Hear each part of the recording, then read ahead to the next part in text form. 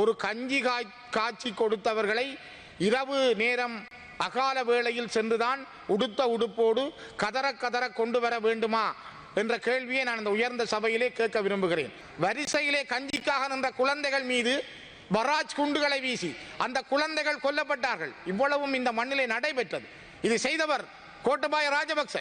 69 லட்சம் சிங்கள வாக்குகளால் நான் வந்தவன், எனக்கு தமிழ் வாக்குகள் தேவையில்லை என மார்தட்டி வந்த கோட்டபாய ராஜபக்ச அவர்களை அதே சிங்கள மக்கள், அதே சிங்கள இளைஞர்கள் அறகலைய போராட்டத்தின் மூலம் ஓட ஓட கலைத்தார்கள்.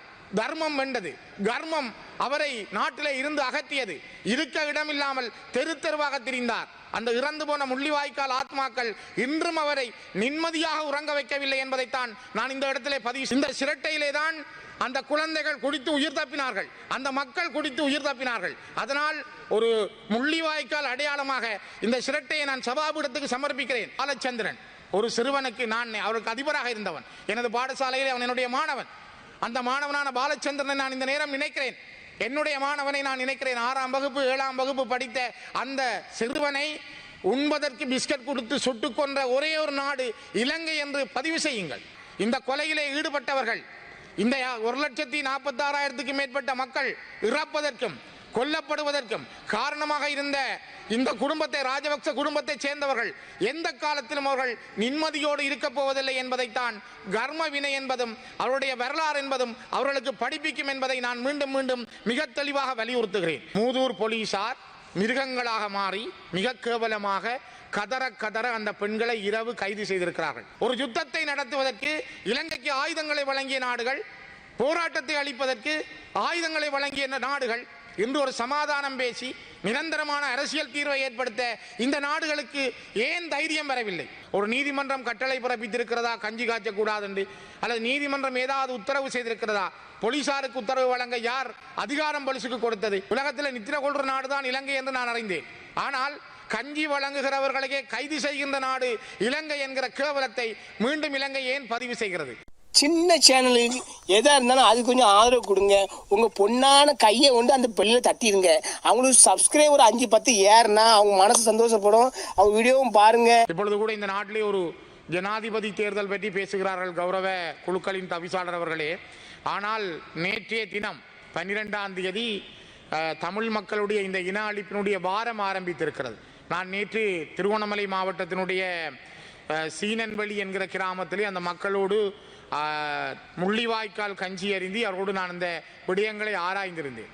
ஆனால் சம நேரத்திலே நேற்று மூதூர் பிரதேசத்திலே, மூதூரிலே உள்ள சேனையூர் என்கிற கிராமத்திலேயும் மக்கள் இந்த முள்ளிவாய்க்கால் கஞ்சியை காய்ச்சி ஞாபகத்தை ஏற்படுத்தி கொண்டார்கள். இறந்து போன தங்கள் உறவுகள், கூட இருந்தவர்கள், உயிரோடு வாழ்ந்தவர்களை நினைத்து அவர்கள் இந்த முள்ளிவாய்க்கால் கஞ்சியை ஞாபகப்படுத்தி கொண்டார்கள். சிரட்டைகளிலே, தேங்காய் சிரட்டைகளிலே அந்த கஞ்சியை ஏந்தி குடிப்பதன் மூலம் இறுதி யுத்தத்திலே மக்கள் உணவில்லாமல் பட்டினியோடு வாழ்ந்த பொழுது உப்பில்லாத அந்த கஞ்சி எத்தனை ஆயிரம் உயிர்களை காப்பாற்றி இருக்கிறது. இது ஒரு அடையாளம். தமிழ் மக்களுடைய வரலாற்றிலே கட்சி வேறுபாடின்றி, இன வேறுபாடின்றி தமிழ் மக்களிடம் இருக்கிற உணர்வுகளை வெளிப்படுத்துகின்ற மிகப்பெரிய ஒரு அடையாளம். அந்த அடையாளத்தை அந்த மக்கள் திருவண்ணாமலை மாவட்டத்தினுடைய மூதூர் சேனையூர் கிராமத்திலும் செய்திருந்தார்கள். ஆனால் இவ்வாறு சேனையூர் கிராமத்தில் செய்த கஞ்சியை காய்ச்சி கொடுத்த பெண்களை நேற்றிரவு போலீசார், ஆண் பெண் போலீசார் மிருகங்களாக மாறி, மூதூர் போலீசார் மிருகங்களாக மாறி மிக கேவலமாக கதற கதற அந்த பெண்களை இரவு கைது செய்திருக்கிறார்கள். ஒரு கஞ்சி காய்ச்சி கொடுத்தவர்களை இரவு நேரம் அகால வேளையில் சென்றுதான் உடுத்த உடுப்போடு கதற கதற கொண்டு வர வேண்டுமா என்ற கேள்வியை நான் இந்த உயர்ந்த சபையிலே கேட்க விரும்புகிறேன். கௌரவ குழுக்களின் தவிசாளர் அவர்களே, இந்த நாட்டில் என்ன நடக்கிறது? இந்த நாடு எங்கே போய்கொண்டிருக்கிறது? பலரும் ஜனாதிபதி தேர்தல் பற்றி பேசுகிறார்கள், ஜனாதிபதி வேட்பாளர்களாக இறக்குகிறார்கள். ஆனால் போலீஸ் அராஜகம், போலீசாருடைய அடாவடி, போலீசாருடைய மிருகத்தனம் நேற்றும் இந்த மண்ணிலே வெளிப்படுத்தப்பட்டிருக்கிறது. இதே திருகோணமலை மண்ணில் தான் 1954ஆம் ஆண்டு 154 தமிழ் விவசாயிகள் போலீசார், இதே போலீசார் பார்த்து கொண்டிருக்க சிங்களக்காடையர்களால் வெட்டி படுகொலை செய்யப்பட்டார்கள். அப்பொழுது தொடங்கிய இந்த போலீஸ் அராஜகம், போலீசினுடைய அந்த இனவாதம், போலீசினுடைய அந்த நம்பகத்தன்மையின்மை, நேர்மையான சரியான நேர்மை ஜனநாயக தன்மையற்ற போலீசினுடைய நடவடிக்கைகள் நேற்றும் அதே திருகோணமலை மண்ணிலே திரும்பவும் வெளிப்படுத்தப்பட்டிருக்கிறது. ஒரு நீதிமன்றம் கட்டளை பிறப்பித்திருக்கிறதா கஞ்சி காய்ச்சக்கூடாது என்று, அல்லது நீதிமன்றம் ஏதாவது உத்தரவு செய்திருக்கிறதா? போலீசாருக்கு உத்தரவு வழங்க யார் அதிகாரம் போலீசுக்கு கொடுத்தது? கஞ்சி காய்ச்சக்கூடாது அல்லது கஞ்சி வழங்கக்கூடாது, கஞ்சி சுகாதாரமான முறையிலே காட்சி வழங்கப்படவில்லை என்றெல்லாம் சொல்லுவதற்கு அந்த சுகாதார அறிவுறுத்தல்களை போலீசாருக்கு வழங்கியவர்கள் யார்? ஆகவே மிக மோசமாக, மிலேச்சத்தனமாக, மிருகங்களாக மூதூர் போலீசார் நடந்திருக்கிறார்கள் என்பதைத்தான் நான் இந்த இடத்திலே பதிவு செய்ய விரும்புகிறேன். மிக முக்கியமாக அன்றைய தினம் இரவு நேரத்திலே 3 பெண்கள், கமலேஸ்வரன் தென்னிலா, கமலேஸ்வரன் விஜிதா, காளிராஜா சுஜா ஆகிய 3 பெண்களும் இந்த போலீசாரால் கதற கதற இழுத்து சென்று மூதூர் போலீசிலே இப்பொழுதும் நான் உங்களோடு பேசிக் கொண்டிருக்கிற பொழுதும் அடைத்து வைக்கப்பட்டிருக்கிறார்கள். மிக மோசமான நாடு, மிக கேவலமான நாடு. இந்த நிலையிலே தான் அவர்களோடு சேர்ந்து இன்னும் ஒருவர், குறிப்பாக அவர் தமிழ் தேசிய மக்கள் முன்னணியினுடைய முன்னாள் மூதூர் பிரதேச சபை உறுப்பினராக இருந்த கரிகரகுமாரும் கைது செய்யப்பட்டிருக்கிறார். அவர் என்ன கட்சியாக இருக்கலாம், ஆனால் ஏன் கைது செய்கிறார்கள்?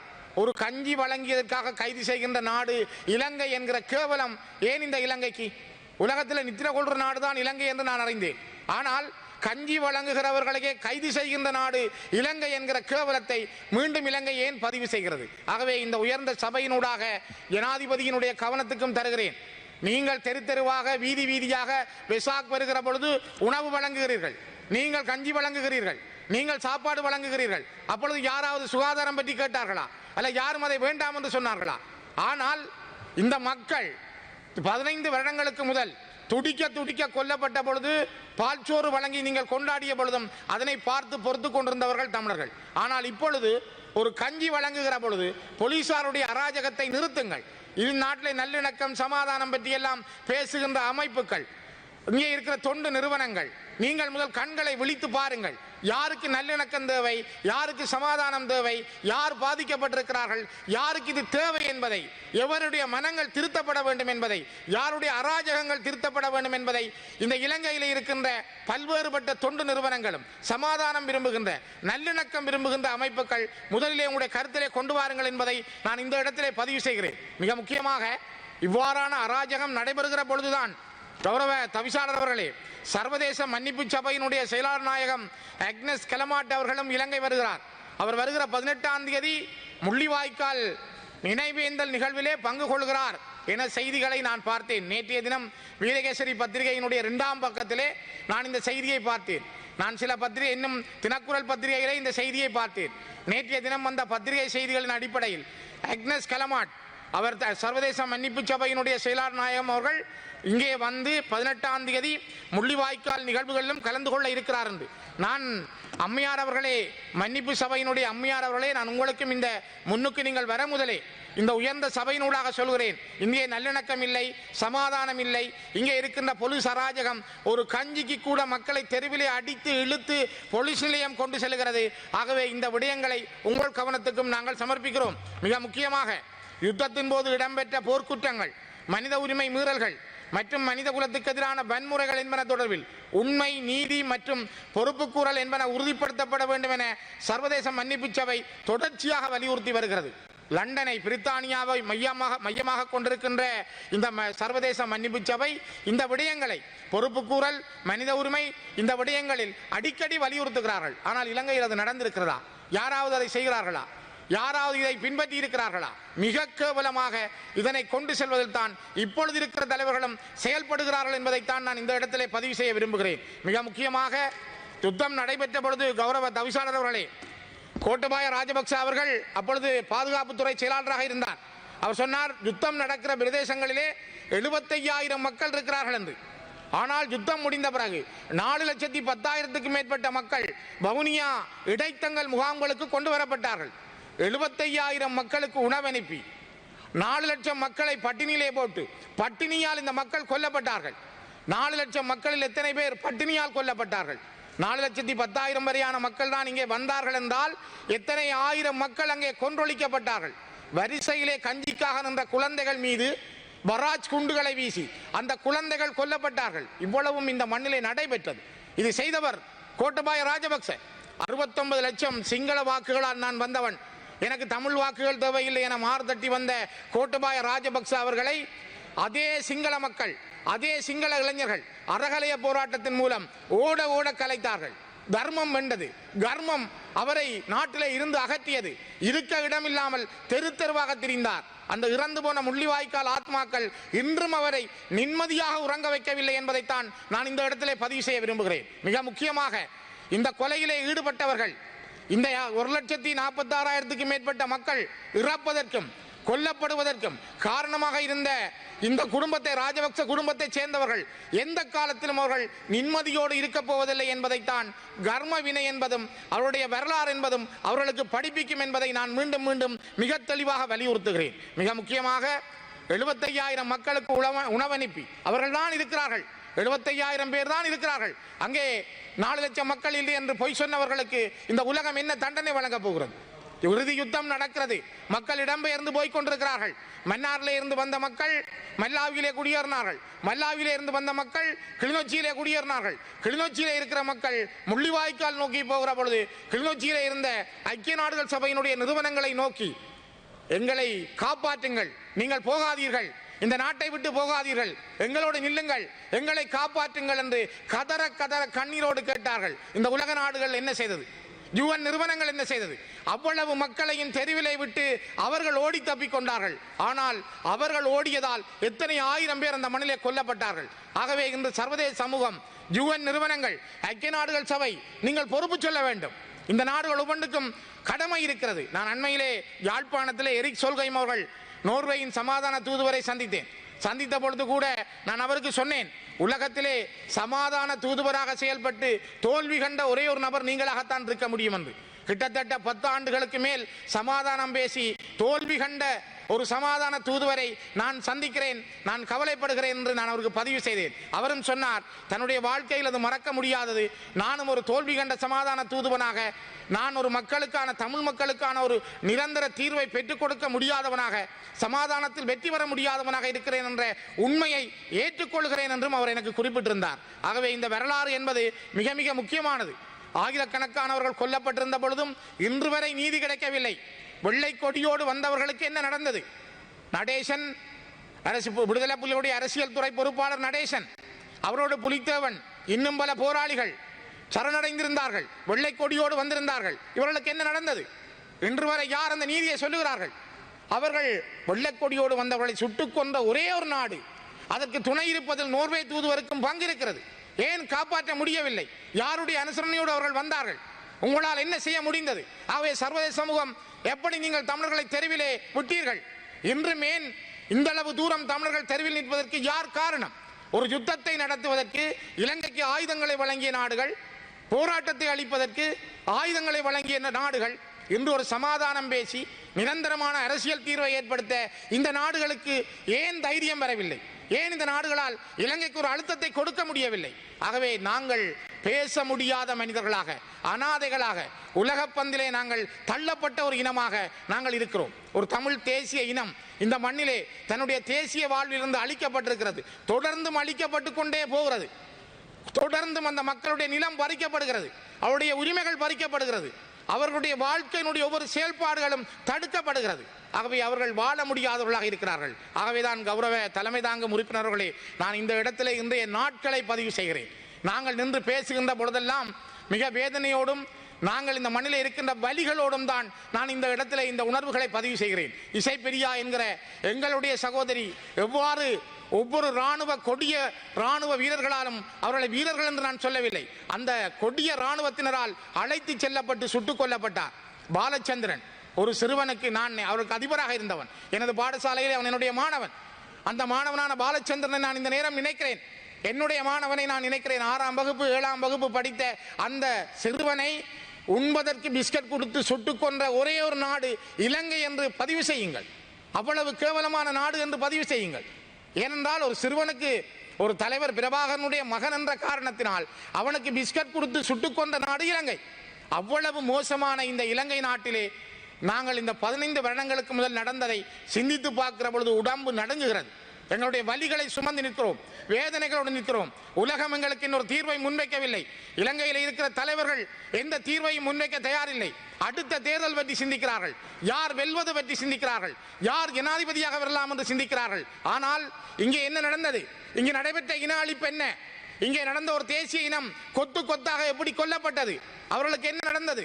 இதை யார் சிந்திக்கிறார்கள் இந்த மண்ணிலே? யோசித்து பாருங்கள்.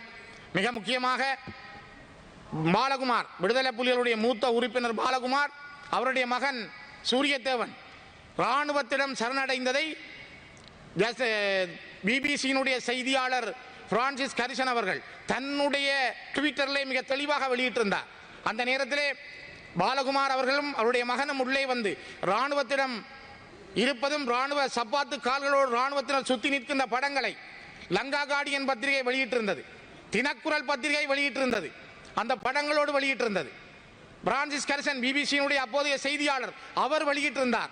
அப்படியானால் இராணுவத்திடம் சரணடைந்த பாலகுமாரனுக்கும் அவருடைய மகன் சூரியத்தேவனுக்கும் என்ன நடந்தது? அல்லது இராணுவத்திடம் சரணடைந்த வணக்கத்திற்குரிய பிதா பிரான்சிஸ் அடிகள் தலைமையிலான 58 போராளிகளுக்கு என்ன நடந்தது? சரணடைந்த மக்களுக்கு என்ன நடந்தது? கையாலே ஒப்படைக்கப்பட்ட ஒவ்வொருவருக்கும் என்ன நடந்தது? என்றும் உயிரோடு இருக்கின்ற சாட்சியங்கள், உயிரோடு இருக்கின்ற மக்கள், உயிரோடு இருக்கின்ற சகோதரர்கள், உயிரோடு இருக்கின்ற கணவனை இழந்த மனைவிமார்கள் தங்களுடைய பொட்டையும் தாலியையும் கலட்டாமல், பொட்டை அழிக்காமல் வாழ்ந்து கொண்டிருக்கிற ஒவ்வொரு சகோதரிகளும் எங்கள் மண்ணிலே தங்களுடைய கணவனின் வருகைக்காக காத்திருக்கிறார்கள். ஆகவேதான் இந்த வலிகள் இந்த நாட்டிலே எப்பொழுது தீர்க்கப்பட போகிறது? இதற்கு எப்பொழுது நியாயம் கிடைக்க போகிறது? இந்த வேதனைகளுக்கும் வலிகளுக்கும் ஒரு நியாயம் இல்லாதவரை இந்த நாடு அதள பாதாளத்தை நோக்கி செல்லும் என்று நான் பல தடவை குறிப்பிட்டிருக்கிறேன். கர்ம வினைகள் உங்களை ஒரு காலம் மீள விடாது. நீதி வழங்குங்கள், ஒரு நியாயமான கௌரவமான அரசியல் தீர்வை முன்வையுங்கள். அழிந்து போன மக்களுக்கு, கஞ்சிக்காக ஏங்கிய மக்களுக்கு நீங்கள் கொடுக்கிற தண்டனை இப்பொழுதும் கஞ்சி காய்ச்சுவோரை கைது செய்கிற நாடு என்றால் எவ்வளவு கேவலமான நாடு. ஆகவே நான் மீண்டும் மீண்டும் இந்த இடத்திலே வலியுறுத்துகிறேன். கௌரவ குழுக்களின் தவிசாளர் அவர்களே, நான் இந்த சிரட்டையை சபாபீடத்துக்கு சமர்ப்பிக்கிறேன். இதுதான் முள்ளிவாய்க்காலில் கஞ்சி வழங்கிய சிரட்டை. குடிப்பதற்கு ஒரு உபகரணம் இருக்கவில்லை, காய்ச்சுவதற்கு அரிசி இல்லை, காய்ச்சுவதற்கு உப்பில்லை, அங்கே தண்ணீர் எடுப்பதற்கு கூட கடிமை. அவ்வாறான நிலைமையில் வெறும் உப்பில்லாத கஞ்சியை காய்ச்சி இந்த சிரட்டையிலே தான் அந்த குழந்தைகள் குடித்து உயிர் தப்பினார்கள், அந்த மக்கள் குடித்து உயிர் தப்பினார்கள். அதனால் ஒரு முள்ளிவாய்க்கால் அடையாளமாக இந்த சிரட்டையை நான் சபாபீடத்துக்கு சமர்ப்பிக்கிறேன். தயவு செய்து பாராளுமன்றத்தினுடைய நூதன சாலையில் இந்த சிரட்டையை வையுங்கள். 15 ஆண்டுகளுக்கு பிறகாவது அந்த மக்களுக்கு இந்த சிரட்டை முள்ளிவாய்க்கால் மே 18 ஞாபகப்படுத்துகிற சிரட்டை என்பதை ஞாபகப்படுத்துங்கள் என்று கூறி இதனை நான் சபாபீடத்துக்கு சமர்ப்பிக்கிறேன். மிக முக்கியமாக எங்களுடைய மக்களுடைய கண்ணீருக்கும் வலிக்கும் இந்த நாட்டில் இருக்கின்ற தலைவர்கள், நீங்கள் ஜனாதிபதியாக வரலாம், பிரதமராக வரலாம், அமைச்சர்களாக வரலாம். ஆனால் இந்த நாட்டிலே மக்கள் இப்பொழுதும் தெளிவோடு தான் தமிழர்கள் இருக்கிறார்கள். எங்களுக்கான அரசியல் தீர்வு என்பது ஒரு நியாயபூர்வமானதாக, அவர்கள் மீண்டும் மீண்டும் இந்த மண்ணிலே பறிக்கப்படாத அதிகாரங்களோடு நிலையானதாக நிற்கக்கூடிய வகையிலே அது எவ்வாறு இருக்க வேண்டும், அந்த ஒற்றையாட்சி இல்லாத ஒரு சமஷ்டி ஆட்சிக்குள் அந்த தீர்வு எவ்வாறு அமைய வேண்டும், அதை கூட இந்த இழப்பில் இருந்து கேட்கிறோம். இவ்வளவு இழந்த பிற்பாடும் நாங்கள் ஒரு நீதியான கௌரவமான சமாதானத்தை, ஒரு நிரந்தரமான அரசியல் அதிகாரத்தை இந்த இடத்திலே கேட்கிறோம் என்பதைத்தான் நான் இந்த இடத்திலே மீண்டும் பதிவு செய்து நிறைவு செய்கிறேன். நன்றிகள். சின்ன சேனலுக்கு எதா இருந்தாலும் அது கொஞ்சம் ஆதரவு கொடுங்க. உங்க பொண்ணான கையை கொண்டு அந்த பெல்லில தட்டிடுங்க. அவங்களுக்கு சப்ஸ்கிரைபர் 5-10 ஏறுனா அவங்க மனசு சந்தோஷப்படும். அவங்க வீடியோவும் பாருங்க.